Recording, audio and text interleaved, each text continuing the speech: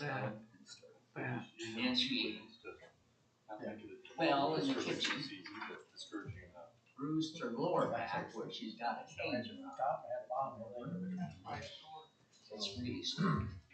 So she's been going, she goes Tuesdays and Thursdays to therapy in the hospital. Set the slides for you to write notes on. She's losing all her trading value. And over there, Not alphabetical order, only. It's alphabetical order by first name.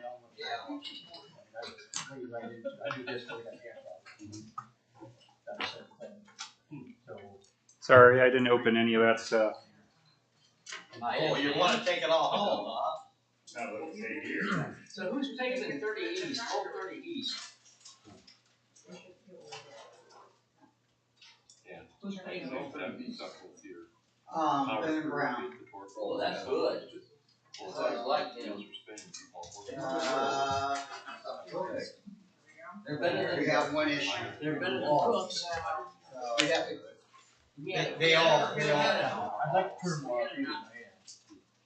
I mean, when it's small, Right. I'm somewhere. We've got fixed. We've got a problem with. So you're the one who looked at it. I think I've got a lot of things in the last 2 weeks. Your face was clean. It wasn't any dirt or anything.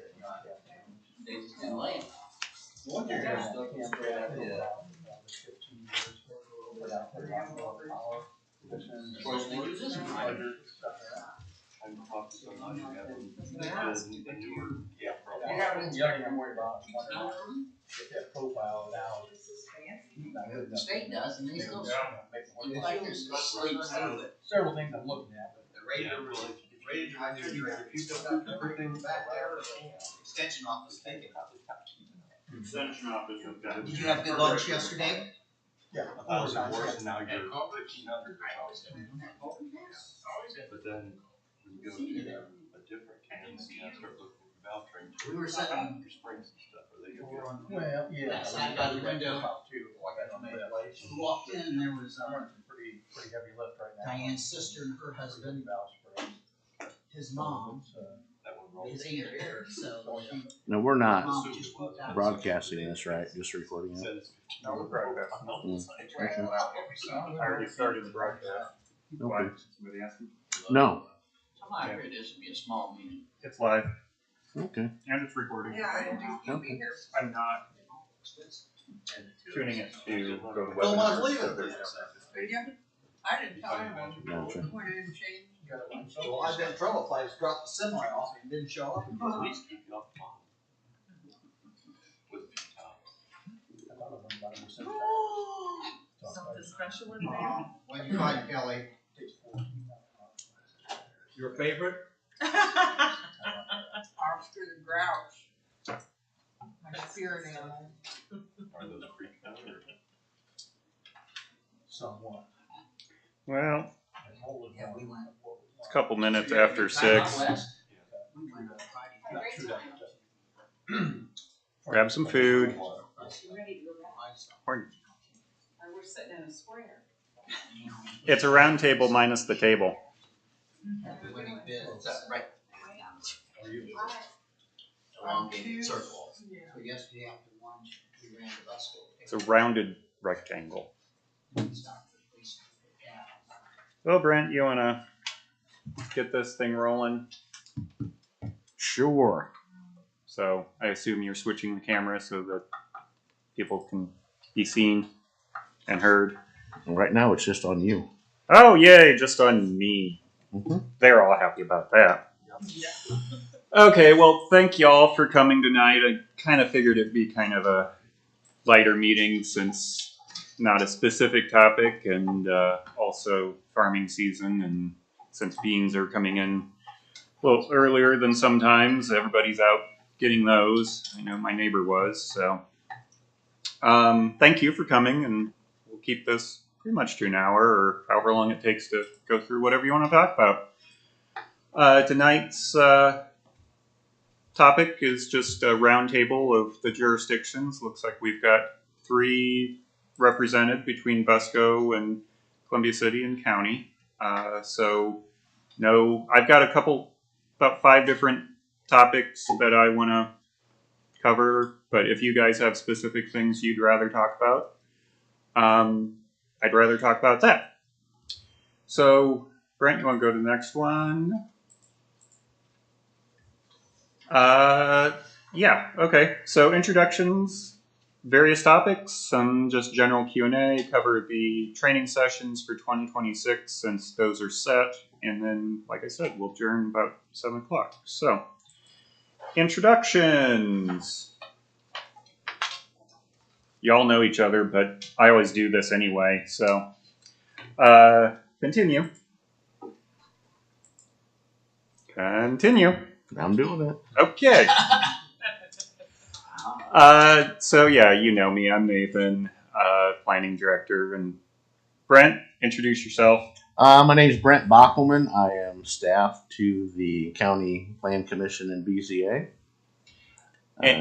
And then the third thing to cover would be your top recommendation in Whitley County for an out-of-town visitor. So mine would be the 4-H fair.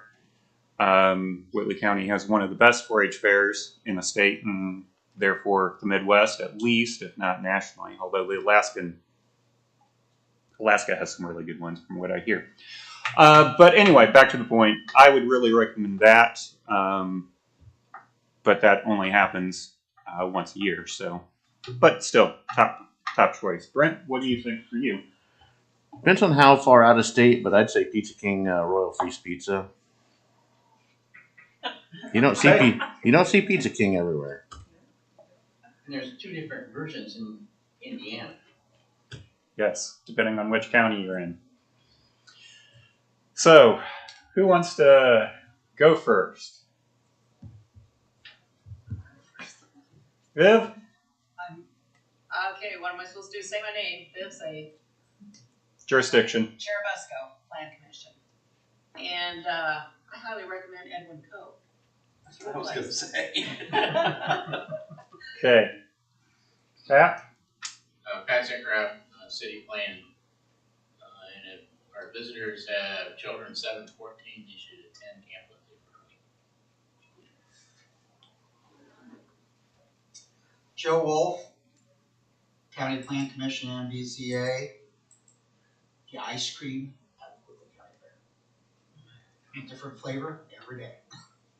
Or the Magic Wand, or Carol's, or Alley Scoops, or Otto's, or plenty of, yeah.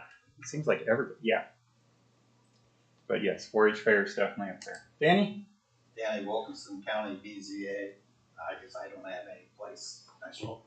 Oh, come on. Dairy Queen, if I want to go someplace exciting. Are there any antique stores left in the county?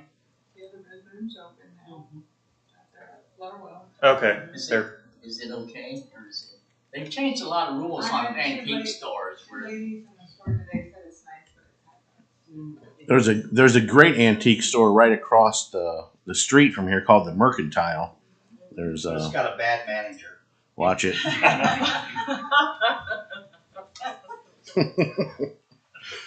Oh. Kelly? Kelly Shees, Whitley County BZA. I guess 2 selfishly Vintage Bless downtown, and then Pisgah Marsh, even though we're kind of right on the county line. Dennis Warnick, Columbia City BZA, Columbia City Planning Commission. And I would say one of 3 things. Any Friday night football game, whether it be Whitco, Glasgow, or Columbia City. Nikki Venable, City Plan Commission. Probably, I'll say Eve Brewing. Okay. Pat Stanford, Churubusco Plan. Viv stole my thunder with Edwin Cove. We've already mentioned the ice cream shops. Mm. There's always Brevins. Busco Park is always a great Really, place. it's very good. And when you're coming, the ice cream social at the St. Matthews at Trilix at 9 and 500. Wayne Kreider, Busco Plan. Turtle Days when it's going on. What about Oscar? Sounds Okay, I have a good. question. Yes. Is anybody here from South Whitley? No. Oh, is there a farm to fork, visiting farm there? It's There the is. Esterline Farms, it's e-brewing. Yeah. Yes. Oh, is that what you said? Okay, I didn't know the name of it, because I had that on my list. They have it both, Esterline Farms, and then they also have e-brewing, so yeah. Okay, it's on my list to visit, that's why I asked. And they have a bed and breakfast. Yes. So, moving on then to topics.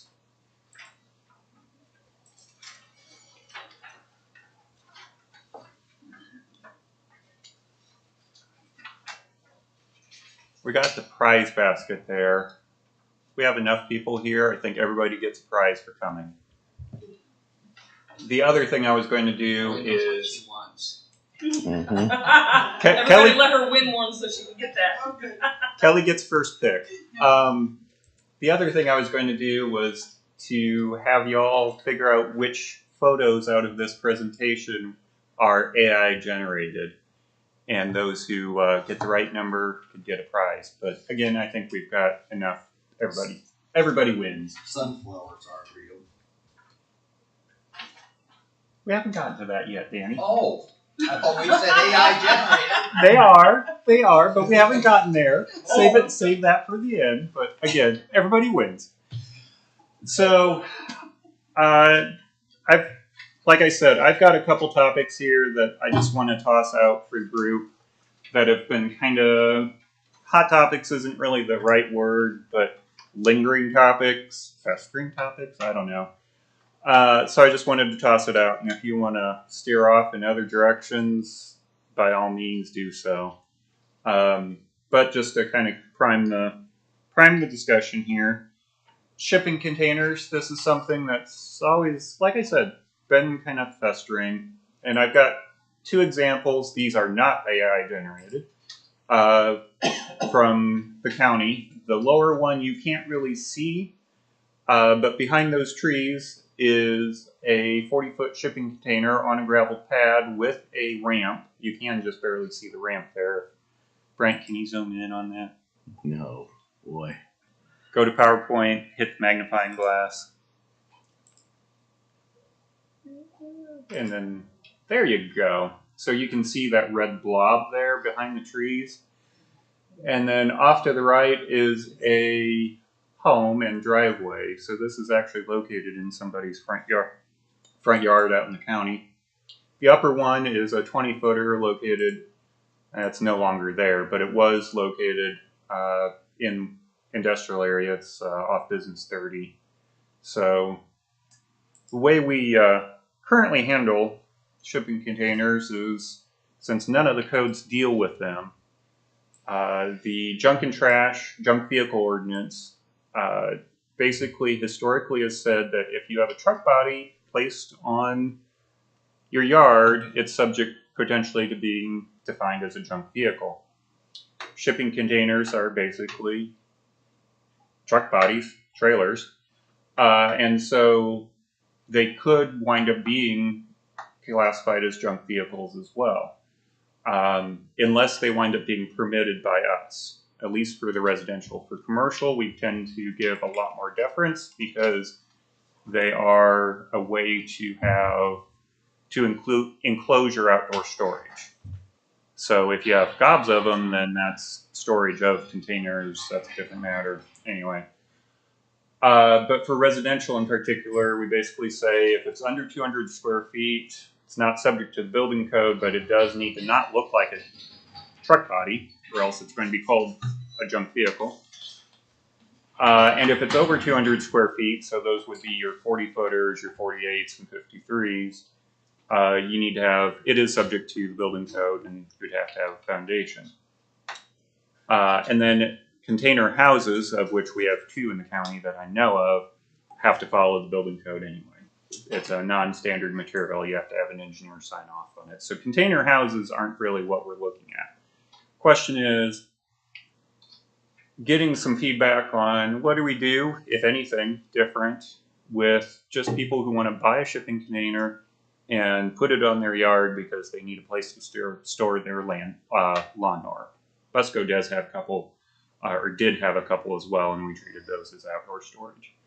So thoughts, do we need to do any code changes? Do we just kind of let things ride? Is there a time limit? No. The ones in Busco were a special exception, so they could have had a time limit, but they didn't put a time limit on it. But otherwise, no. Isn't that one still there on 205? Been there for a couple of years. Not sure which one you're talking about, the one on 205. I was thinking of the one beside Town Hall. Yeah, no, this is out on 205. Coming from downtown before you get to the credit union, you're on the north side of the road. I can't think of the guy's name. Oh, Is it? Does some landscape work and stuff? Yeah. Yeah. He's had one sitting there for a few years. Okay, yeah. other counties around us, so there's a whole lot more than you've ever seen with it. Yeah. They got a lot. Do the pods containers fall into this, the white commercial? They could, because pods are definitely rental. They do disappear because you're paying for them, and you're paying monthly or weekly, or I don't know how.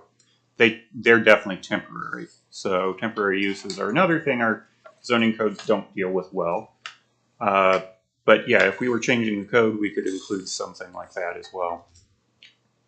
So, are you specifically talking about that style of container? Or are you talking like if somebody brings a semi in, takes the axles off, and sets it down on the ground too? All of the above. That's where the junk vehicle comes in, because historically that's what we had up until 15, 20 years ago, when international shipping containers started coming really on the market. That was my question, was the semi-trailers that you see sitting around, that they still have the tandems underneath them. And yeah, just parked, permanently parked sort of thing. Yeah. That's what we want, generally what we want to avoid. Now, if they're at a loading dock, it's hard to tell. But if they're in somebody's yard, that's a different matter. I think the only thing, I know there's an example out near us, I think off of Etna Road, where they brought a couple in when they bought the house, and I think one's like a military type container, and they're somewhat close to the road. So I don't know if there needs to be any setbacks. I mean, they've been there for, do you know what I'm talking about? Yep. It's on my plow route. And they're not that attractive. I mean, I like, at least they have it behind the tree and stuff. These are right out, and they're fairly, That thing's been there for they've been there ever since they bought that place. 10 years. What? 10 years. Yeah, so, My question was, there at Larwell, and this is a commercial property, that they've had a semi-trailer there, and they store stuff in. We've had problems with them in the past, with them and outside storage. The one right downtown? Yeah. That trailer should be going away, but there is a truck body there that they actually got permitted. He's going to paint it and stuff. That is actually permanent now. Kelly, could you give me a rough idea where you were talking?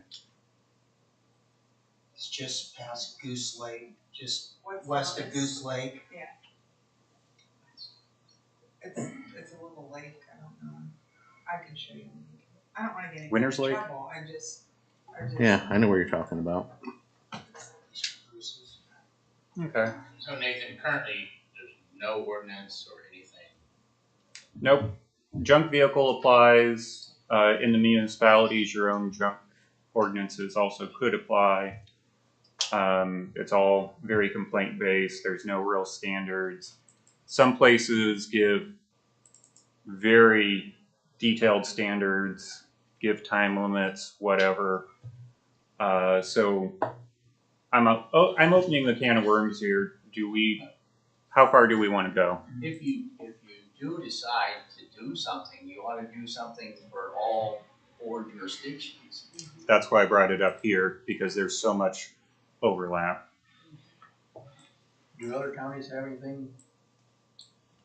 Yeah, some have very restrictive standards. Didn't Kosciuszko just have a big hullabaloo? Could be, I don't know for sure. Because some people were really upset. You get down in Wabash County, they're all over. Yeah.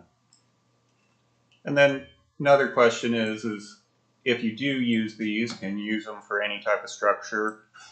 Make it into a clubhouse, office, whatever, or is it storage only? Didn't I just pulled that up on the use- screen, Nathan. Okay, there you go. built one for, they offered it as housing, low income housing or something? Where? In Fort Wayne. Yeah. I think there's a couple Yeah. of places. Yeah. Because that was a big thing on the news, Fort what, Wayne a approved year and a it half for ago? housing, I think they did make 1 or 2.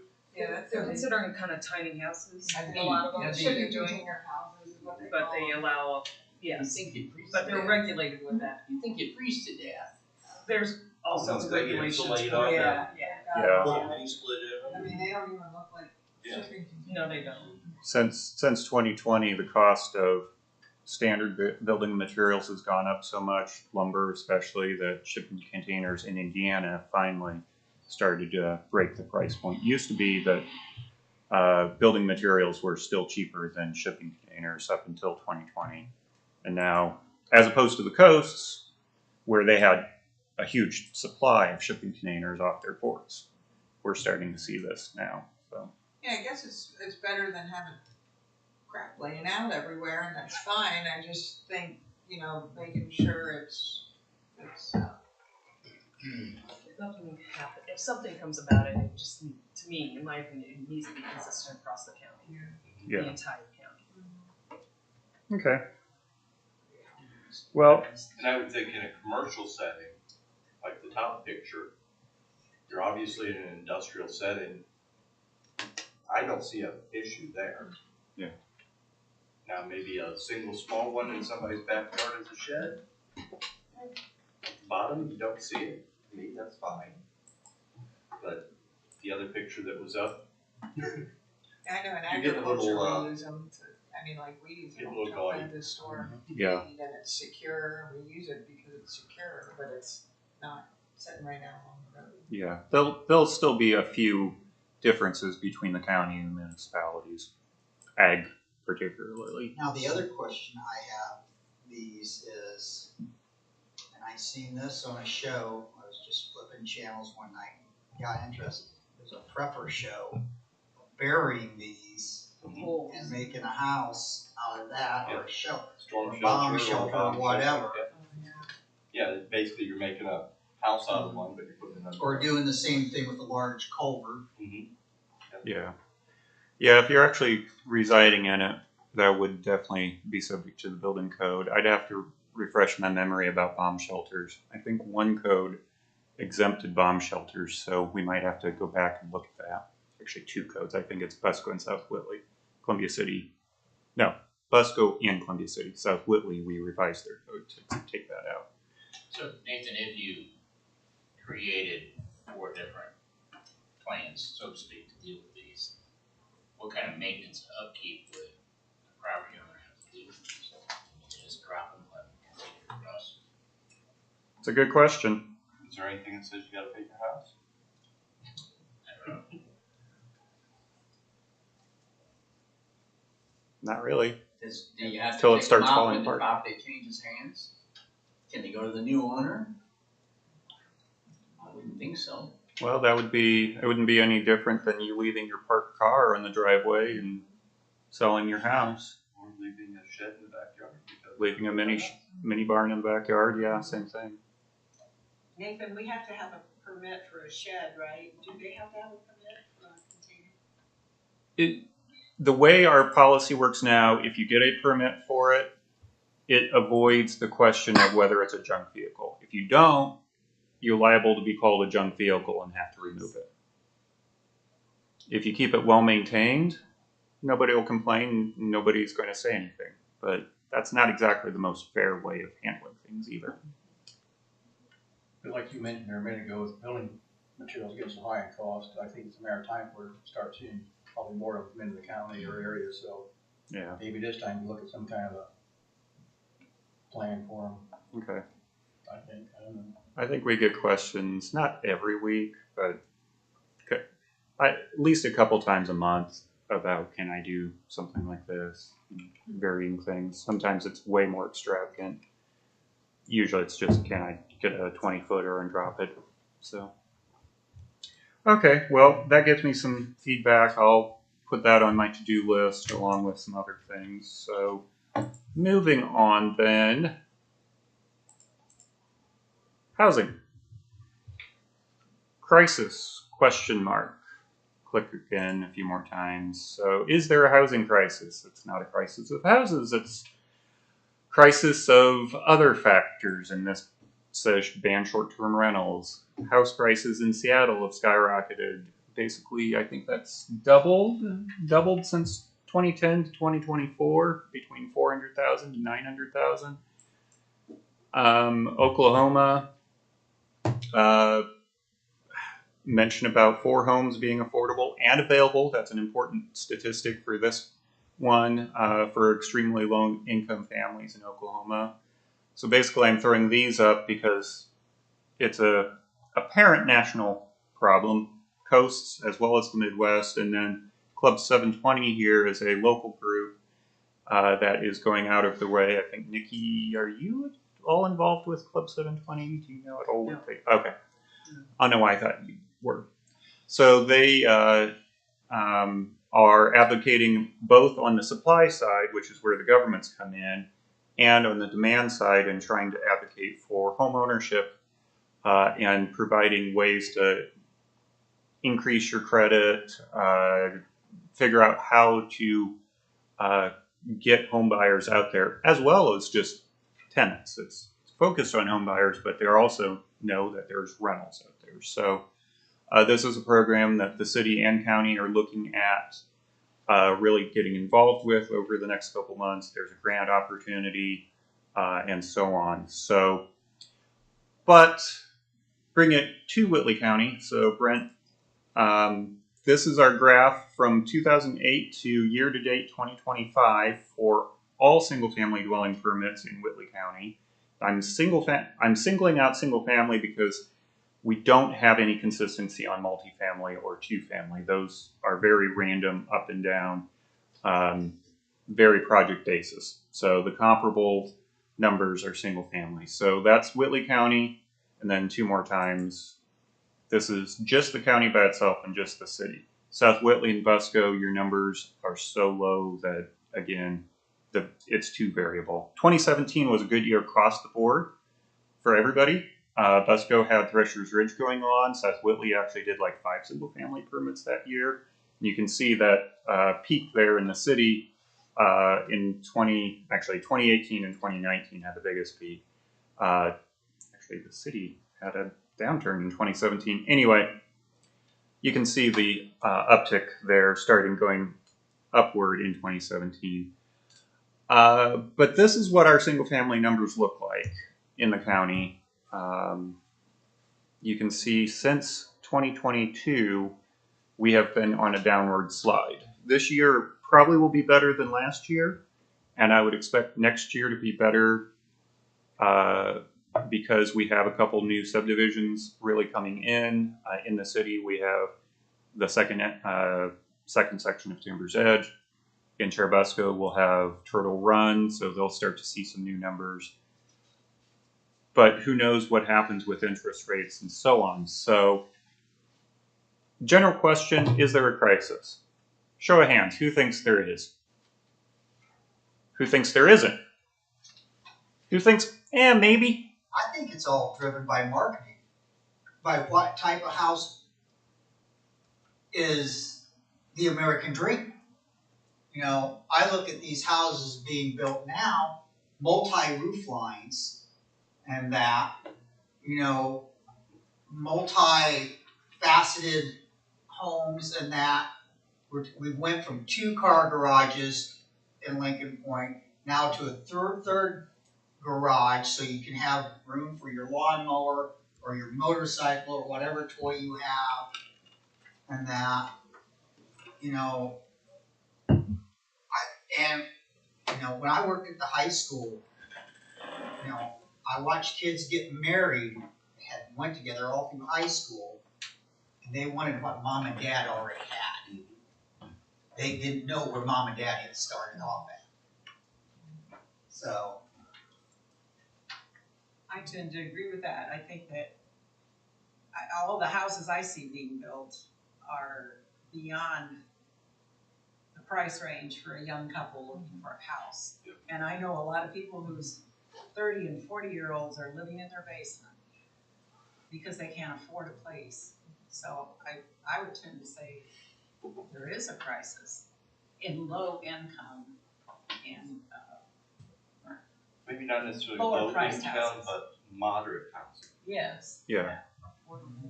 affordable. That's I know there is for affordable rentals. It seems to be, you know, a lot of people, you can't struggle to find a reasonable rental. What is it, an average, say, a modular, you know, it's 1,600 square feet. That's going for 1,200 plus. Yeah. it's renting And for that- 1,200 for sure. Yeah. There was a modular out near us that just sold on a concrete slab. Now granted, it had about 2 or 3 acres, and sold for over $300,000. You know, I mean, we've got another house for sale right around the corner that 6 years ago, the guy bought for $235,000. Couple moved out, wanted to move out to the country last year, paid $490,000 for it. Decided that they did not like living in the country. And they just lowered it 10, but it is $539,000. I mean, It's crazy. you know, we'd love to, like our son, you know, maybe that'd be a great spot for him. Who can swing that unless, so I think it's Better more. hit the lottery. Hmm? Better hit the lottery. Yeah.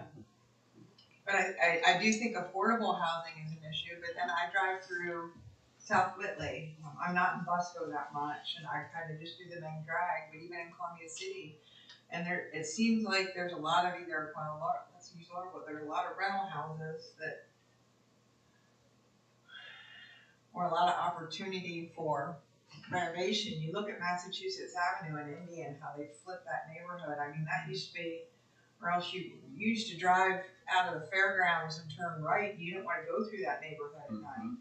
And now it is, and it's all young couples. Now, granted, I know that's Indy, but they rejuvenated that neighborhood and the housing in it.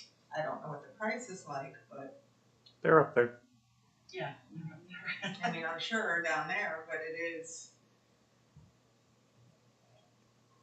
Well, it's still lessons learned. I mean, you're totally right. It was a landlord-held area, and back in the early 90s, it started to switch over for multiple reasons. And yeah, Mass Ave, Lockerbie, those are really great neighborhoods now. You look at the affordability of it, look at the number of barn-dominiums that are going up. I mean, I think that's, and it's not cheap to build a pole barn now either, but But that's back to what you were saying about building materials and why shipping containers are. And we're seeing a lot of variances in that on the square footage. Yeah. Square footage on it, so. Yeah, well, not as many since we did away in AG with the minimum square footage for houses. Although on the flip side, we just had a house permit that's came in on Friday, 18,000 square feet, 15,000 square feet. So we also have that end of the spectrum as well, still coming in. So housing types, diversity. I've already heard some affordability, so that's price. What about type? I mean, do we need to start really making it easier to have, say, 2-family, additional units, accessory dwelling units, not secondary, but just full-on accessory? I mean, do you guys feel like that's to the point that we're at, or is that still accessory dwelling, kind of like mother-in-law quarters that Yep, mother-in-law, but not necessarily restricted to family. Secondary dwelling units in the county are restricted to family. But just saying, if you wanted to have a second unit on your lot or your parcel, have a few restrictions, square footage, for example, or percentage of square footage, multiple ways of doing it. So are we at that point, or do you feel like that may be still a little premature? I do know that a lot of people with another one rented out as a VRBO. Do you have that issue here? It's a good question. We have them mostly at the lakes, which is not surprising. But I don't think we have those issues in the municipalities themselves. In the county, other than lakes, we don't. I asked that because the last time I stayed at one, he was fixing up his garage. He had built a new garage and he was fixing up his garage as another VRBO. He had two, and this was in another state. Okay. Yeah, and the state protects short-term rentals quite a bit. So if you have multiple units, then you lose protection. But if you're in a single-family dwelling and it's one unit, generally you're protected. And if you have a bedroom that you rent out of your own home, you're protected. So there's a lot of latitude that the state gave short-term rentals. From a BCA perspective, I kind of like the process we have in place. I think it works. I think it helps us to kind of manage.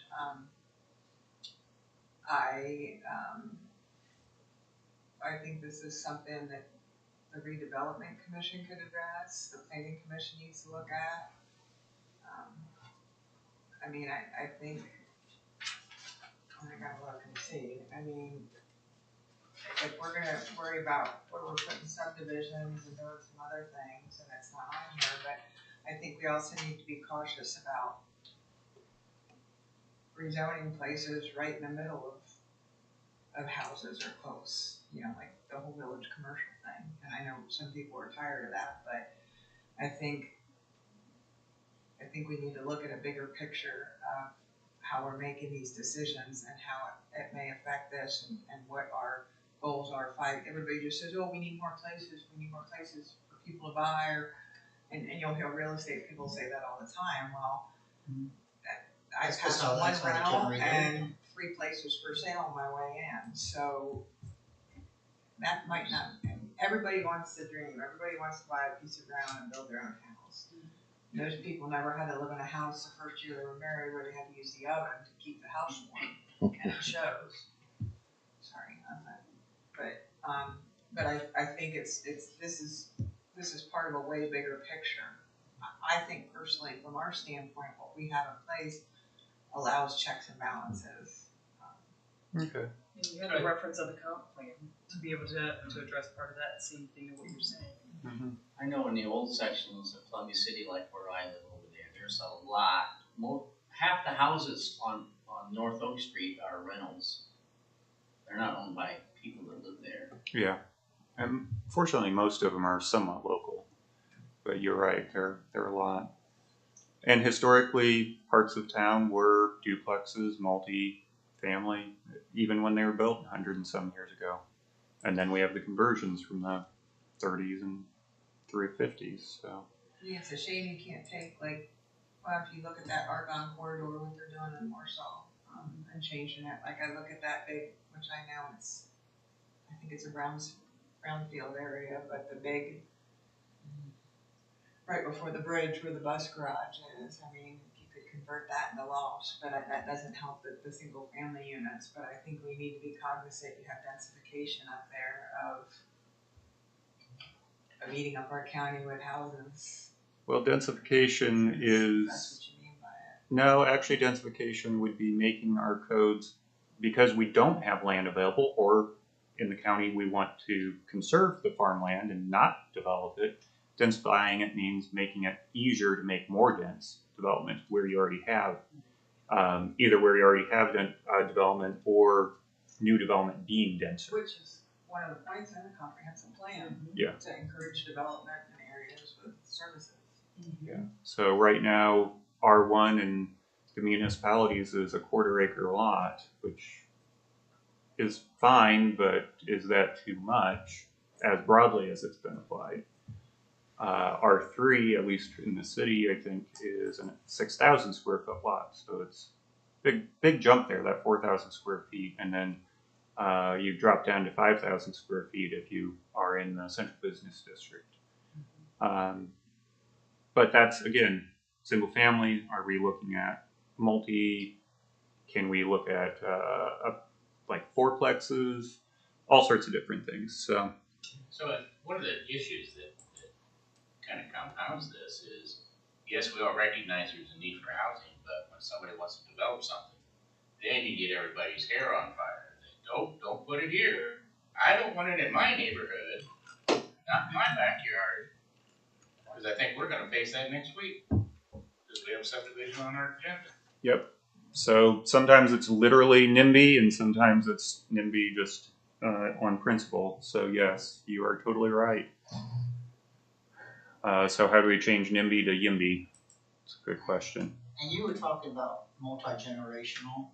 Uh-huh. You know, with the way healthcare is now, you know, and I've known some families that they have, you know, they built on a mother-in-law quarters, or either the parents, they put up that second dwelling in, and they're living like that. So a couple places I know of are nicer. So, but I know there's probably some that aren't as nice, and they may not have come to us about it. So. Okay. Well, I think I've got some feedback here that I can start to utilize as we start looking at it. Like I said, this is a topic that's not going away anytime soon. National level all the way down. Indiana's development status is about 10 years behind the coast, for example. They've been dealing with this for quite a while. It's finally come to us. So there are lessons to be learned, but still got to do them. Moving on, the next ones, I think maybe we can kind of buzz through real quick. Extraterritorial jurisdictions. I threw this in here in case anybody had comments about their jurisdictional area. So Busco, you feel like you got enough land to play with in terms of your extraterritorial jurisdiction? You go almost to Blue Lake on the west side. You go up to, I don't remember what that north side is. 600. 600 on the north, 300 on the south? Yep. 300 on the south. Sound about right. In Allen County, that would take an action, legislative action for you to go into Allen County, but it's possible. So you guys feel like pretty comfortable there? I do. Okay. When I first looked at it, I thought it said extraterrestrial. I know. I didn't know we were into that. It's almost October. Okay, so I think go to the next one then. That's South Whitley. South Whitley is, I will say South Whitley is a little problematic because their ETJ area doesn't have very many people living in it, which is good in some ways, but bad in others because we can't find anybody to put on their plan commission from the county commissioners, let alone a non-Republican to put on, because you have to have opposing parties in the ETJ. So then Columbia City's looking at this with their current comprehensive plan update, and then also it's in their comp plan to just review it every few years. So the comp plan will include a planning area outside of their current ETJ, but they'll make some calls, I think, in 2 years, 3 years. Dennis, do you remember? I think it's 3, but I'm not sure. I'd say about 3 years. See if they want to request maybe from the county commissioners to expand it again. Last time it had a lot of questions raised, which in hindsight, people actually kind of understand what was going on and so on. But with comp plan, with changes with the county, it would probably be a difference. So anybody got comments on this? Okay. moving on then. Solar, put this in here in case people had any thoughts on the municipal codes anyway. County has commercial solar regulations, actually also have non-commercial regulations as well. Basically everything's treated as accessory use if it's non-commercial.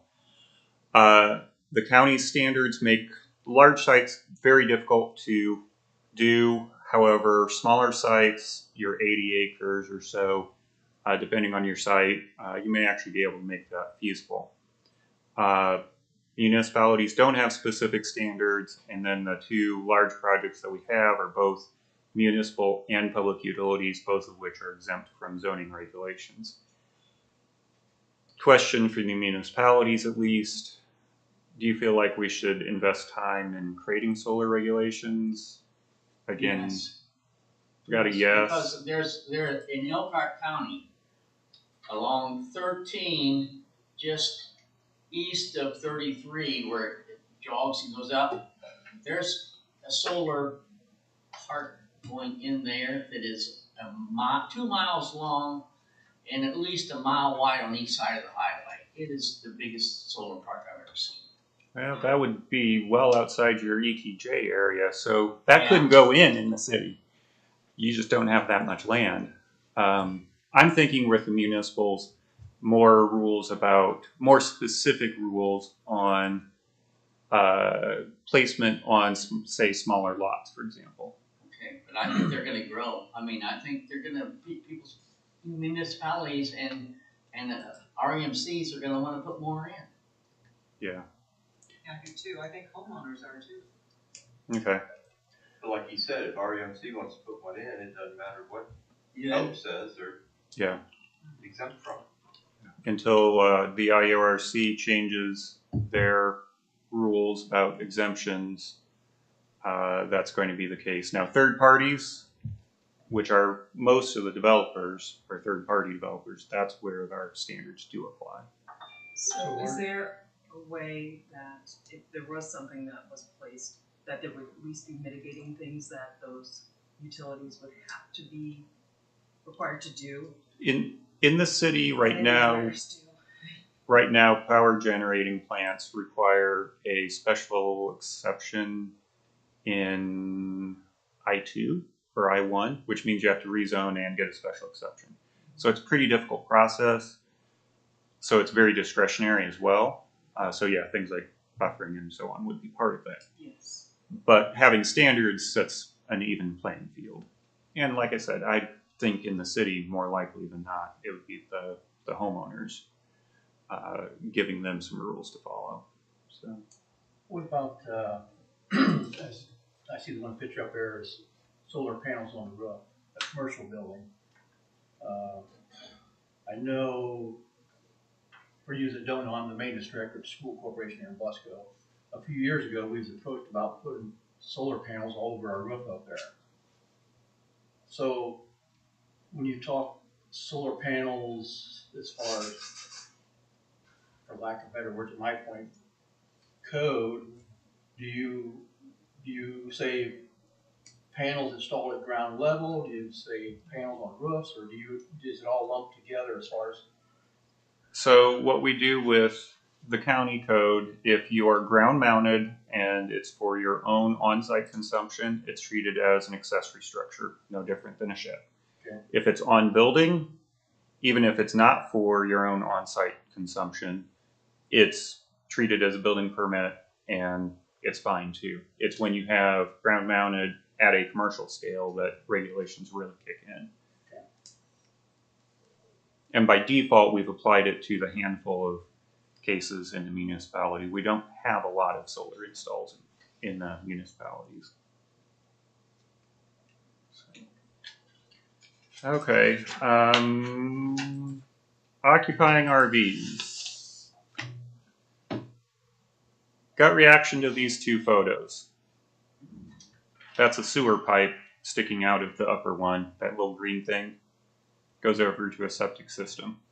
There are people living in them.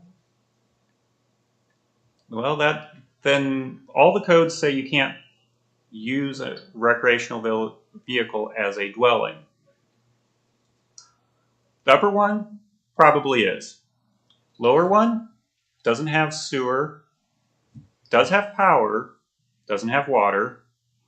It has a permit for the deck.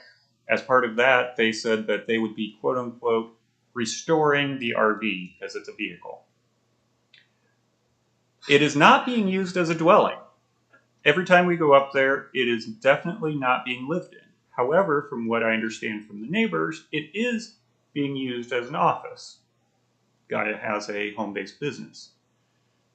That's not using it as a dwelling, it's using it as an office. We also have a rule about not using a manufactured home for storage, but we don't have that for RVs in the county. We don't have anything in the municipalities.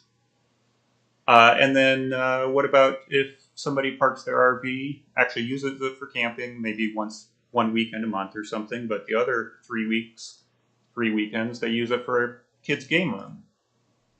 That's not a dwelling either, but that's definitely occupying it. So, gut reaction on those thoughts. Is it considered a dwelling if the people,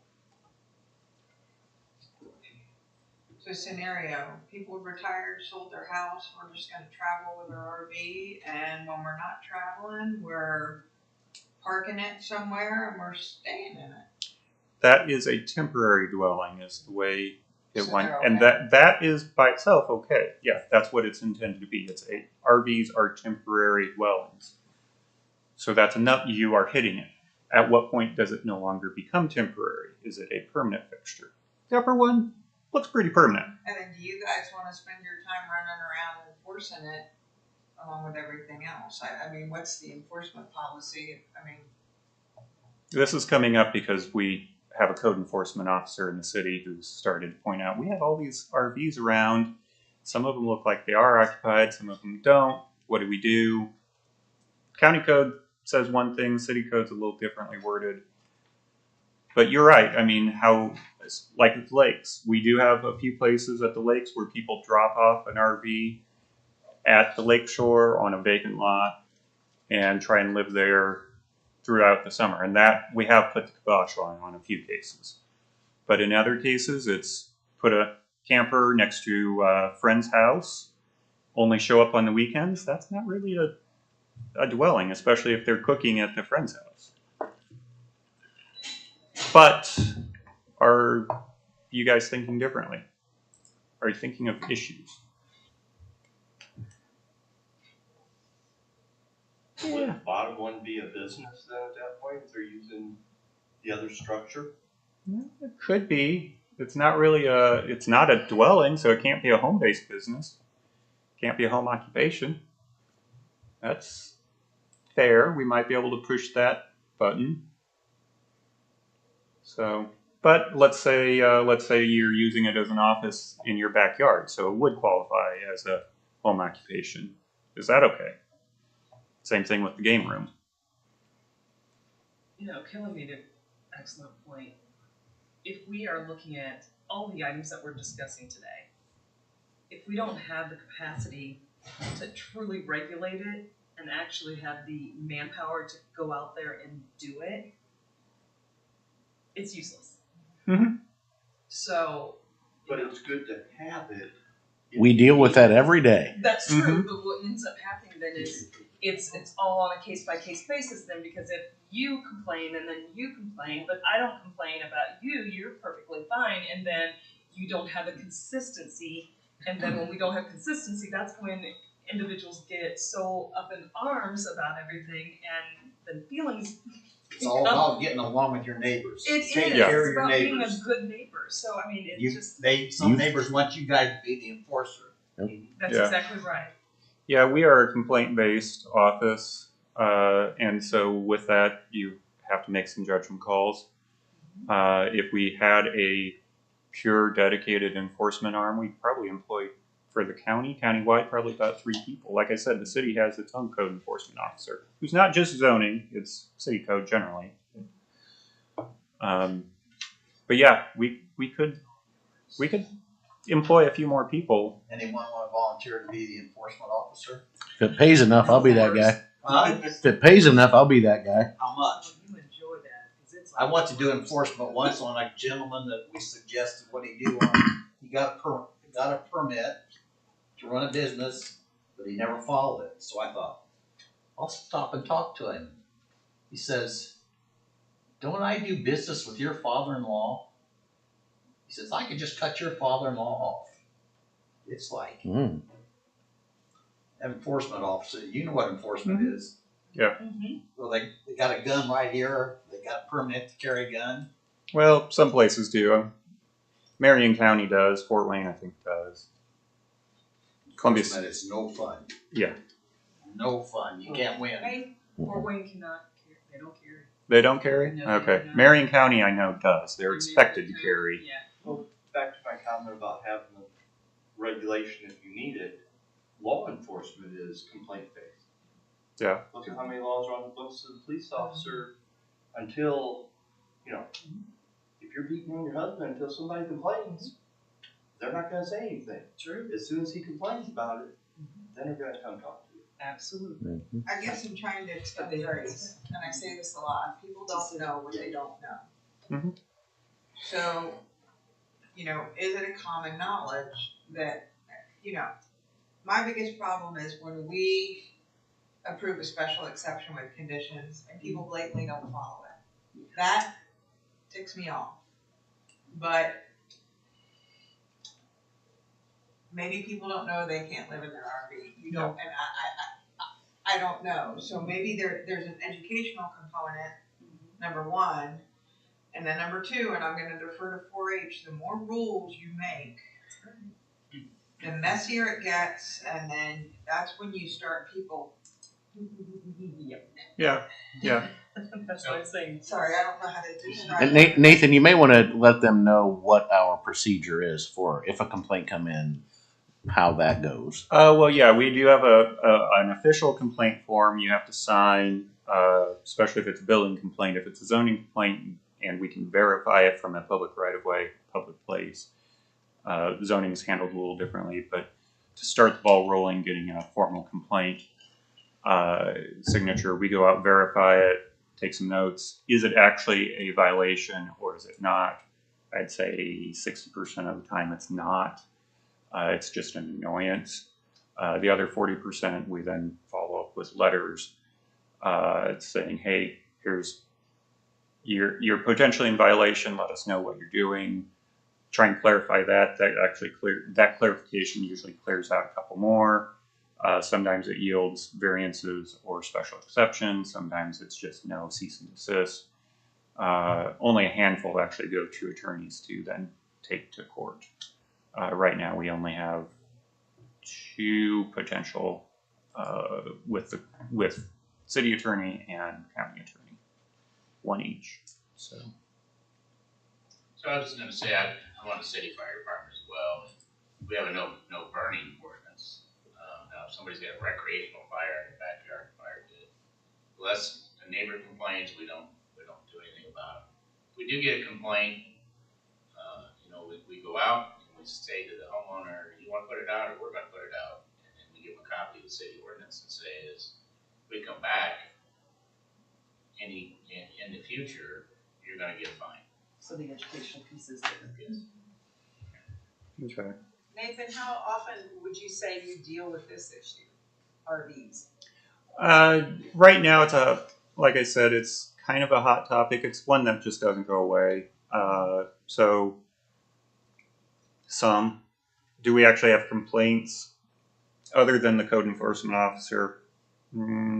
At the lakes, we do. We do have complaints at the lakes. Like I said, that one we have put the kibosh on. But out in the county, not so much. Both of these do know better. Going back to your point, Kelly.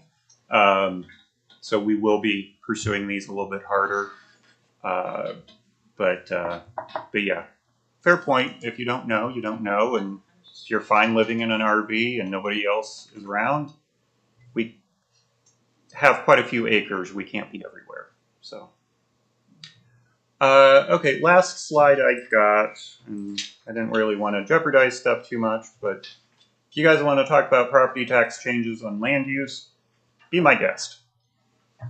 because I don't have an answer on this one. Just be aware that whatever's happening at the state with property tax changes is going to have ripple effects across the board. We may be seeing shifts from Allen County pushing into Whitley County because tax rates are more favorable here, both residential and commercial. Don't give me that face, Kelvin. You're talking housing or something, or work, or what? All of the above. It affects both residential and commercial industrial. If they're Whitley County residents, I think they absolutely should have a voice, and I don't mind if they come over here and wanna move here and contribute, but, Yeah. you know, my issue is when Allen County people have a voice. So then there's other effects locally as well. From what I understand, municipals are going to hit harder earlier. The county is going to actually have a year or two in good standing before things start falling in place and the county really sees some effects. Real quick on this, is there still like, and this might not be here, but like, I know it's gonna affect budgets, but is there seeded funds still available in the county that the county can use for projects that may otherwise be? Yeah, CEDAT is, the county still re-ups the CEDAT, reapproves CEDAT every few years. And so yes, you guys, when you do your taxes, you have a county income tax line, so yeah.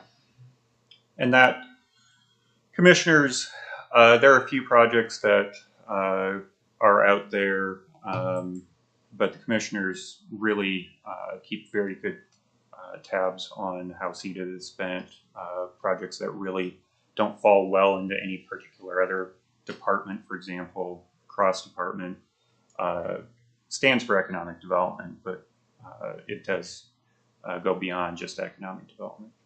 And then I think SB1 actually suggests just having a general income tax as well beyond CEDAT. So.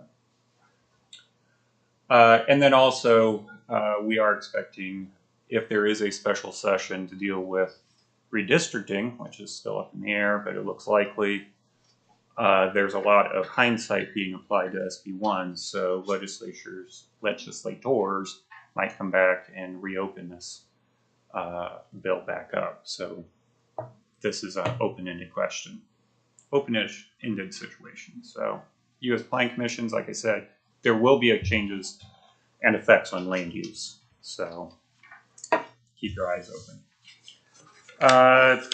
Other topics? Anything happening in anywhere? Any complaints, thoughts, things you want to bring up for the group? You know how many data centers coming through? Not that I know of. For all that?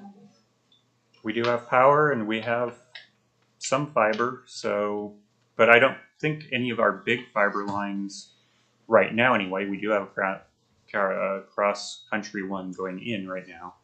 About all the other existing ones are tapped. So, but as soon as this one that's going in comes online, maybe we might be seeing it. Oh, I know price speed is. Yeah. No. It is off to get this one. Yeah. Surf came through Busco is the best thing that ever happened. Starlink is the best thing that's ever happened. Yeah. I have a Surf. friend that uses that too, and that's what he says, he can't get fiber. Surf just allowed me to sign up. They're still several miles away, but they allowed me to sign up. So Surf is very good. yeah. So I'll be ditching Starlink as soon as I get fiber. So if anybody wants Starlink, tell. Sell it cheap, cheap. Still better than Brightspeed. Okay, well. What's surfing there? Is it a tower? Surf is fiber. Fiber. Yep. You can get up to 8 gig service if you wanted. But that's just in certain areas? They're building out throughout the county. I'm not sure if they're trying to hit everybody in the county, but most people within. A lot of it. Yeah, they'll hit probably 75% in about 3 years. Kosciuszko fiber is, It's awesome. it's awesome. I thought Whitley County was gonna put it in. I went out and I Their said, services. no, Whitley County said, we're not doing that. No. RMC. Yeah, They Northeastern, won't. because they serve Allen County too, and Allen County's already They're saying served. polluted, yeah. They didn't want to only, anyway, they didn't want to serve half of their customers and not the other half. Kosciuszko. Yeah. Yeah. That's a good thing. So surf is filling in the gaps.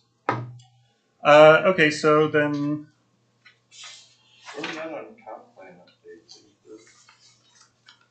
Columbia City is going through theirs right now. Busco is kind of, Madeline was leading that one.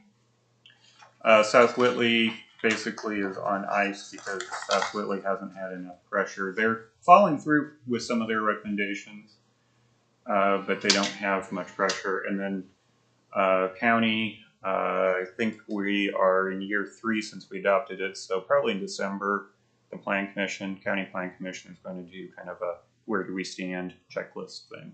So, but yeah, Busco, ask Madeline. Don't expect an answer, but you can ask her. Okay, so 2026 training dates, if you want to write these down.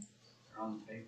They're on the paper. They're on the agenda. Okay, you don't have to write them down. But March 30th, all 3 school districts have spring break that week, so we are not doing March 30th. So the next training session won't be until June 29th, and then August 31st and November 30th. So I included November 30th, even though it's right after Thanksgiving, just because otherwise we'd only have 2, and that didn't seem...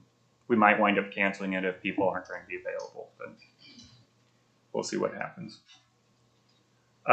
So, like I said, everybody can grab a prize from the prize basket, and then anybody want to take a guess how many images are AI generated, or which ones? 2, 4. Wait.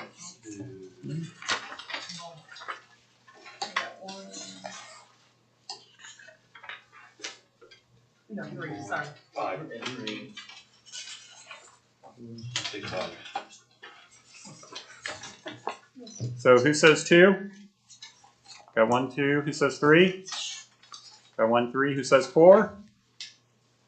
Got two 4s. Who says 5? Got 1 5. Any more than that? Any less than that? I say 4. 5 is the answer. So if you care, Brent, you can. This one's AI generated. Just go back. That one, as Danny pointed out, is definitely AI generated. That one's AI generated. That one's AI generated. Those are not. That's from National Lampoon's Holiday Vacation. Those, while I did generate some of solar, those are actually all real photos. I did actually also include one as a political joke, but I decided not to include it because I didn't want to get into politics. So those are actually all real various posters and stuff about housing. So those are both local. That is my kid from 2018, 2019. Probably growing up by now. Yeah, he's about this tall now.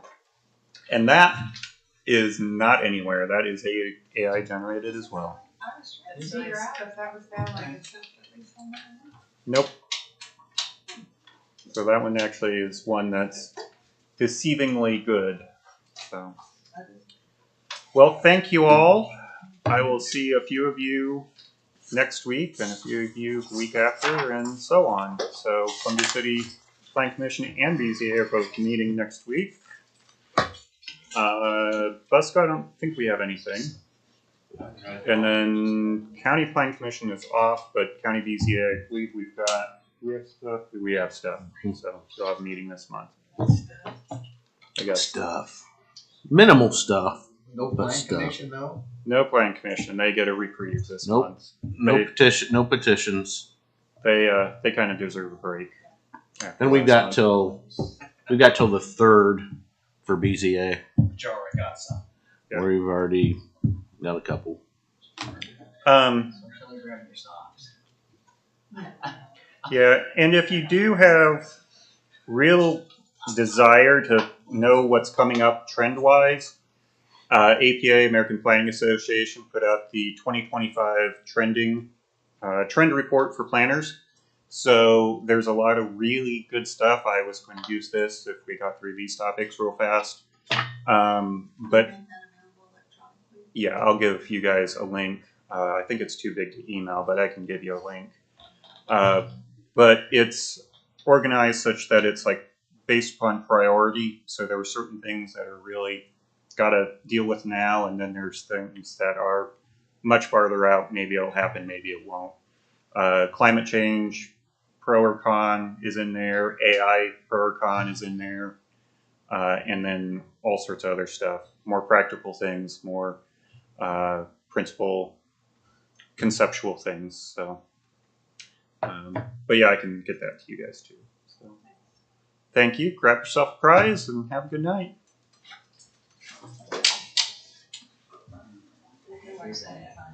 Stop streaming.